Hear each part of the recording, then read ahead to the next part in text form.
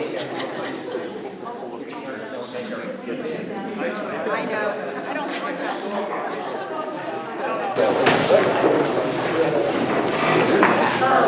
Because it has to be foot level. It just gets too What they straight. just did in Allison Street, but they did it largely because of the drainage issue. All right, you have the Going first. right through here. Again, I'm Jean Weber, and Yes. our discussion this time got even more far-reaching and zinged out into lots of different areas. But I think one of the important things we did discuss was that so many of our ideas are focusing on the area, the Amity area of town, that there needs to be real outreach to that neighborhood. And it's not offending anybody who might be in that neighborhood now, but it doesn't seem like we feel represented, that area's been represented in the discussions. And so any changes in the zoning and things that are going on in that area should certainly have very local input. And then we talked about that we're very much in favor of addressing and examining the zoning in that area so that we can determine whether significant changes have to be made so that we move forward with mixed development of various kinds, either both residential, commercial, residential that includes a variety of types of housing, and so forth. We talked briefly about accessory apartments since it came up with other groups, and our sense was that they don't have a lot of impact one way or the other. They don't impact by generating a lot of new types of housing, but they also probably do not have a negative impact in terms of property values or uses of the housing, rental versus ownership and so forth. We finished up by moving back to conservation and open space, which we had set aside at our prior session, and decided that the town has such a wealth of open space and resources in that area that we're in a good position to further that use of that land by making sure that there's greenways and continuous trails and that the trails are managed well. And the question that should underline making decisions going forward on open space is what purpose does preserving any particular piece of land serve? Because it's easy to cobble together pieces that sit and just become unused land without serving a community purpose. Yes, okay, I got it.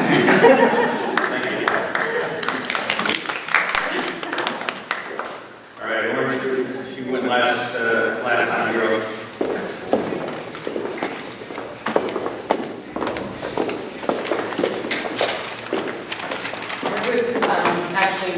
Changed the composition a bit. I'm Jody Gallant, for those who don't know me. I'm actually chair of the Economic Development Commission. So I have a bit of a bias because we were the commission that engaged Alan Plattis and the Yellow Design Workshop to review the plan, to create that plan that you see some of the nice pictures of.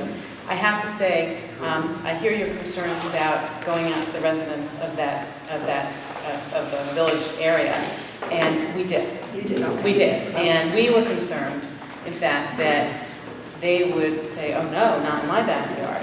And in fact, they said, you're moving too slowly. And we were shocked. I do think it's really important to include any stakeholders in the process, but in hindsight, I think we should have included them earlier because we would have been more adventurous. And we kept thinking they're not going to like it, they're not going to like it. So I think it's really important as we go through this process to make sure the neighborhoods infected are included at the beginning of the process. Yeah, it was fascinating. We were so concerned. And then, seriously, they were, and Chris Dickerson, who was sitting at my table before, was at that meeting. And we were all shocked when they said, you're just moving too slowly. Our group really was an interest. Roger Harrison was at our group this time, who was very concerned about the country club. He's one of the heads of that commission, or the head of that commission. And the question that came up with respect to the country club, at least my interpretation is, how does that process look? And how do we make sure that it's vetted properly? And how soon do you include realtors to look at that? And my perspective on the country club is that we have a lot of town-owned property. And to me, if we're looking to defray costs, then we have the developers look at all the possible town properties developed and see what the best use of those properties are. And Kathy actually is the person who brought that to me a while back. That simply because we have 13 acres up there that possibly could be developed doesn't mean that's the best property to develop to defray the cost of the country club. And it's worth just looking at the town, at the inventory as a whole, and then stepping back and saying what's the best to do. I think that we're all, I'm surprised that the data that we heard here today, that we need more diversified housing in town. I think we're all in agreement that we need housing for our children to come back to, we need housing for our parents to be in. And so simply keeping this town single-family occupancy housing is not necessarily in the best interest of the long-term plans of this town. But we need to open the window. Yes, we have an opportunity at the country club. It doesn't mean it's the best opportunity. But I would just step back before we proceed and look at that. Another thing that I actually raised is I think we need a dog park. I own a dog, it's my son's dog. No, I do think, and someone mentioned maybe the Fitzgerald parcel, which would help create the vitality of this area of the town. It's great, think of the cornfields. They're amazing, people are walking, but it's not as conducive with a dog. And I think that most towns in our area do have dog parks, and it would be nice to have something, as much as I encourage economic development in the lower parts of the town, I think actually the dog park might be appropriate up here. What else? We talked a lot about traffic at our group. I encourage all of you to come to the meeting on Thursday night, which will be run by DOT, to talk about the Exit 59 plan. They have to know that it's really important for them to widen Litchfield Turnpike from Lucy Street to 59 now. They've put that on a slower track than we would like it. And I think we have to, for that area to be economically viable, we have to look at just widening that road for the short term before they address all the issues with Exit 59. I encourage you, it's actually available online, to look at that plan for Exit 59. They're talking about calling, we actually, in conjunction with the EL coming in, we hired them separately to look at the exit and to make suggestions. And so we went to DOT and said, this is what we think should happen, because we had Yale look at it. And what we proposed, and which they're actually hopefully going to endorse, is a through road between Litchfield Turnpike and Amity Road that will allow for you to exit off the through road. And it's hard to visualize unless you look at the plan, but it seemed to work and defray some of the traffic onto Amity Road. Did I miss anything? No, it's good highlights. Okay. But we really, I think the nutshell was that we would like, everybody really wants to see more of a village feeling, a place to walk, and to do our business in town. I mean, the data is, we have $200 million of disposable income for the town, and we spend about 10% of it, $20 million. So there is the capacity for viable businesses in Woodbridge. In fact, the Woodbridge Social, which I encourage all of you to visit, looked at the demographics of our town. We are the highest income in this area, and we are the highest education levels in the area. And they actually, with the realtor, when they saw the space, looked at it and said, it's a no-brainer. We should invest here. There's money. People would want us, if we built a nice restaurant, they'd want to stay and come and spend their money in Woodbridge. And I think they're being very, very successful. And I think that there's capacity. We just have to make sure that area is viable for development. And that was the other takeaway. We need to make sure that whatever we put in place is flexible enough to allow the free market to work. So we can't just say that we want only two-story housing, or two-story building, or a certain amount of parking spots, if it's not economically viable. We have to make sure that we get realtors involved at every stage in the process, experts involved, and that the plan of conservation and development is flexible enough that a developer can come in and say, this is what we want to do. And we can't say no. Because we cannot, as a town, we don't have the knowledge of what is going to create the economic incentive for a developer to want to build here. And we can absolutely put restrictions on of how we want the building to look and what we want the density to be. and what minimal parking we need to, although not that much frankly, based upon the parking census. But we have to let the free market operate, because then people want to come develop. But if someone has to spend $200,000 in legal fees to find out that they're not going to be able to develop, then we're not getting anybody else to come into town, which is, I think, what has happened now with the parcel that is laying there with 14 acres undeveloped.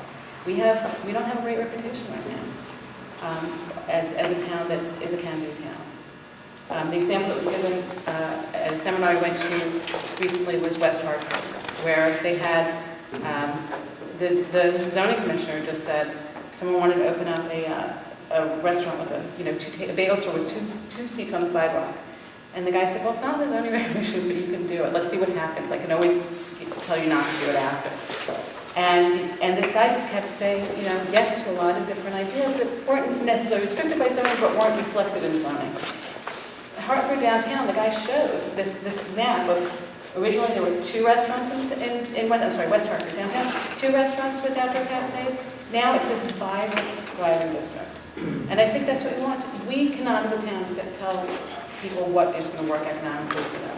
We can just set the tone, make sure the restrictions are in place, so we know what we're allowing, but let them do what they need to do to make progress.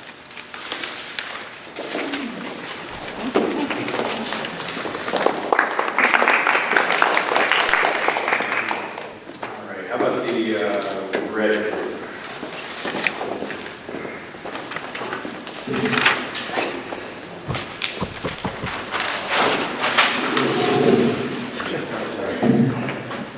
This would be a good place for everyone to stand, actually, because they can't hear you on TV. That's what she told me. So we spend a lot of time. Community, obviously, is a big part of everything that everybody wants. And so we got a little bit off what we say for the next 10 years into building community and doing this whole events thing that we were kind of talking about before. I'll take some blame, but credit. Everybody at the table agreed that we need a part-time planner. I don't know where they got the idea, but I was there. And then so we actually then went on to a topic of recreation. And everybody talked about they wanted to see more walking trails through town. They thought that the gym should be moved over to the firehouse. They wanted cross-country paths on the golf course. They wanted bike paths. Then we did spend some time talking about the building up at the old clubhouse at the Country Club Woodbridge, and using it for like an art center. Someone brought up the whole thing at the Guilford Art Center or Silvermine. They were pretty excited about that. So that was a good idea. And then there was a fair amount of time, you could tell this was a little more of an aging group, that the senior center is not very attractive. And that could use some more sprucing up, and possibly even move that to a different part of town. And one of the ideas was to, into the old firehouse, obviously getting, elevators and things like that. I think that's it. Did I forget anything? I'll come back.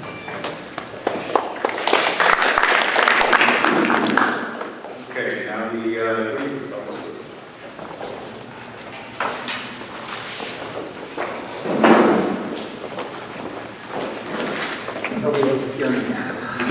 we spent time first on cluster housing and trying to get a little bit more, call it a definition of what we were looking for, to call it high density housing.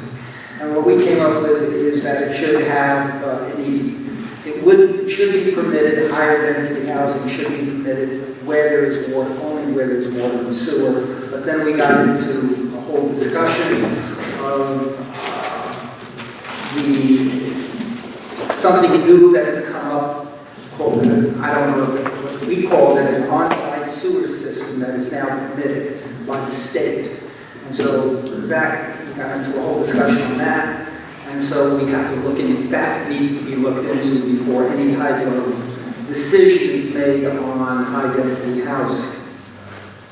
In terms of the recreational facilities, we also talked about the need for more walking trails and bike trails, the consideration of utilizing both walking and bike trails in the Woodbridge Country Club area, adding additional walking trails around the Acorn Hill area, and also looking into the possibility of Sperry Road, utilizing that for both walking and bike trails. We thought that some of the town could use additional athletic fields, not taking existing open space and utilizing that for athletic fields for the town.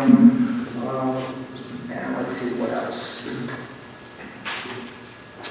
We also talked somewhat additional about in-law apartments, and totally agree that call it secondary apartments within existing space should be allowed. Is there anything else?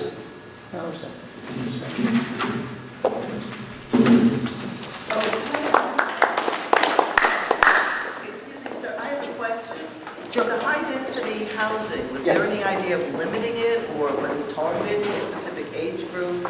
No, we did not talk in terms of limiting it to specific age. Okay, so there were no specifics, it was just... It was, high-density. the specifics were in terms of having it only where existing water and sewer. In any other place, it would have been permitted in terms of, you can cluster it, if you want to call it cluster, but still retain the acreage restrictions. So therefore, for argument's sake, if you had a 10-acre parcel, you could cluster the houses, but you'd still only be able to have 5 houses. You know, have 5 units because of the zoning regulation. A lot of, I'm a realtor, I've been a realtor for 25 years. A lot of times when you have cluster housing or something like that, the town makes allowances, you know what I'm saying? Yes. That you have a greater density that's being built in that area for the accommodations that the builder or something is making. Where there is, what we were talking about in terms of the, where there's water and sewer, yes, it would be higher, Higher. substantially higher. Because we even talked about allowing attached homes, for instance. On what? Attached, Right. attached houses.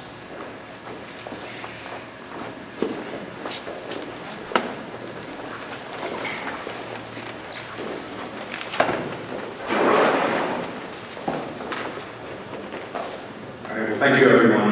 It's a lot of good work done today, a lot of important issues brought up. It's going to be very important for us to take a look at all these things that were mentioned and figure out the best way to incorporate these thoughts and comments into the plan of conservation and development.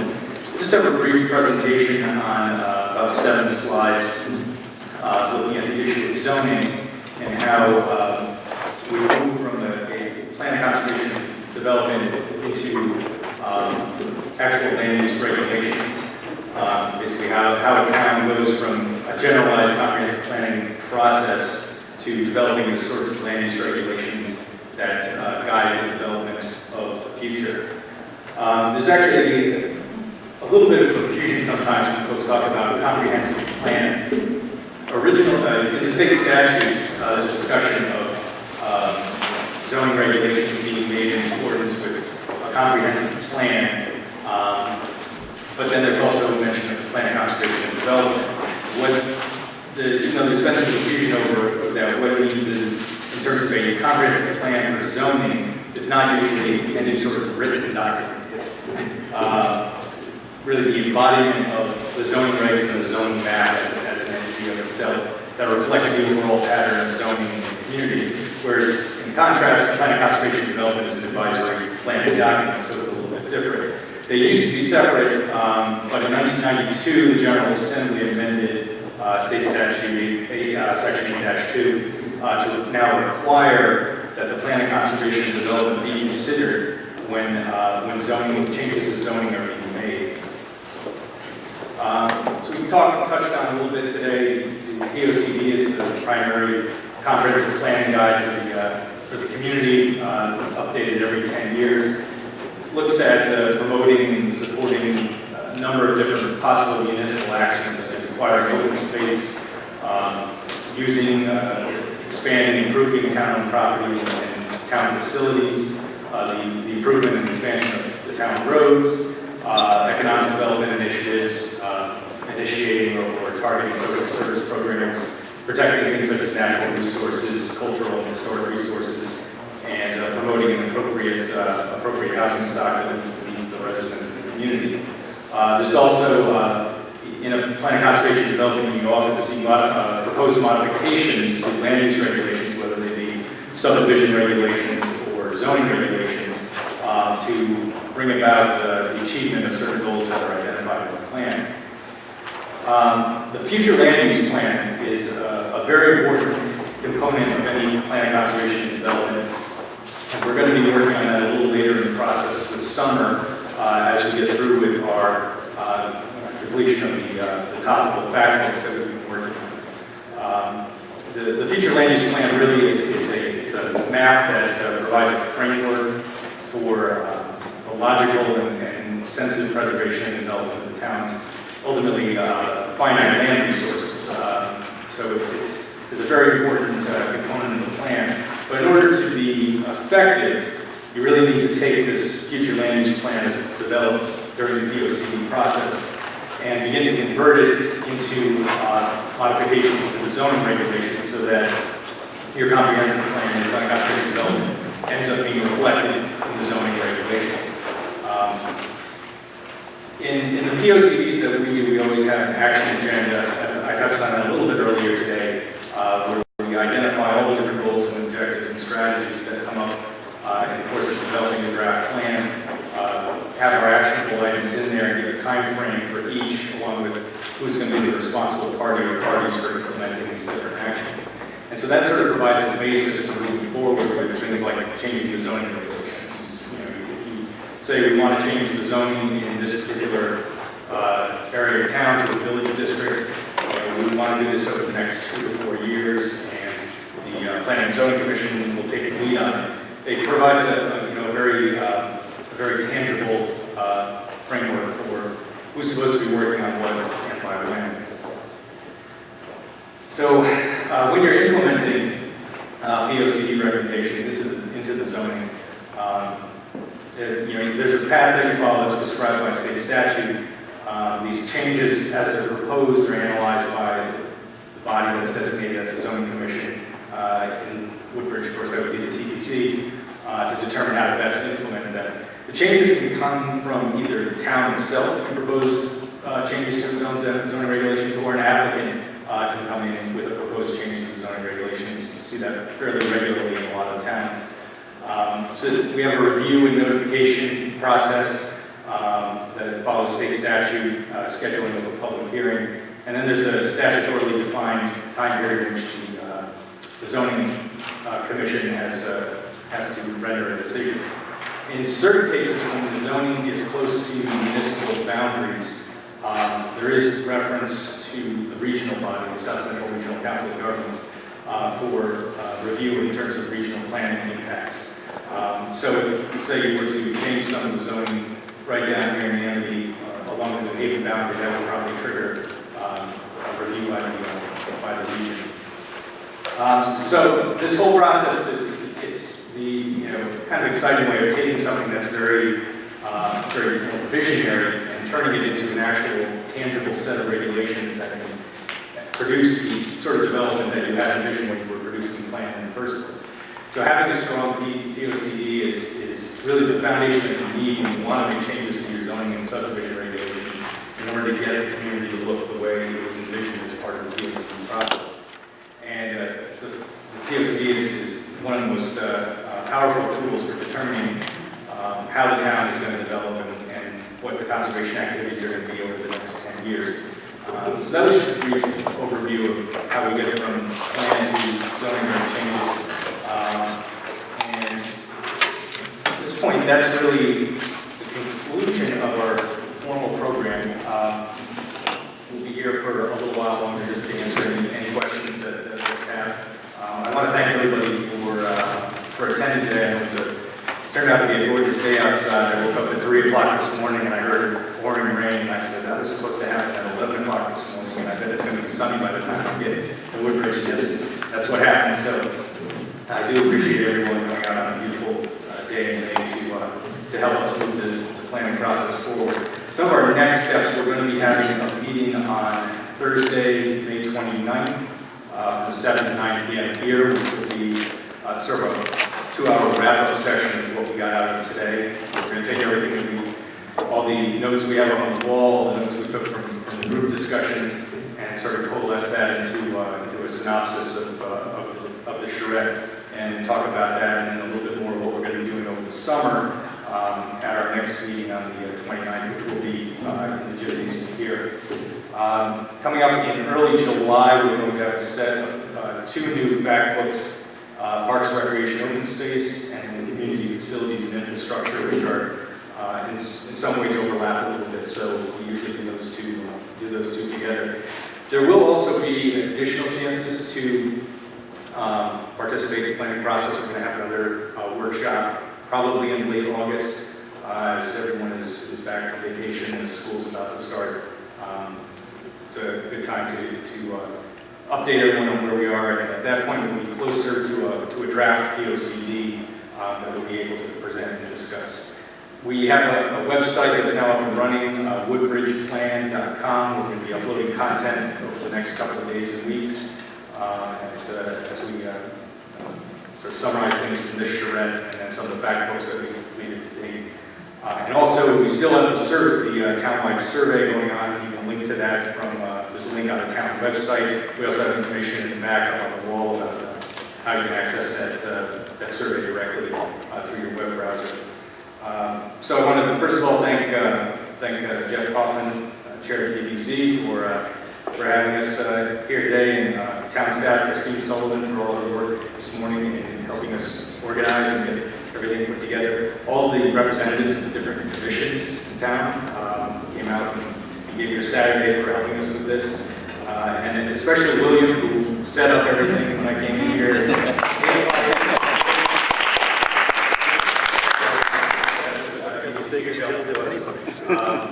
So again, if you have any other questions or you want to discuss any other items with us, we'll be around for a little bit as we're starting to pack things up. But again, I want to thank you for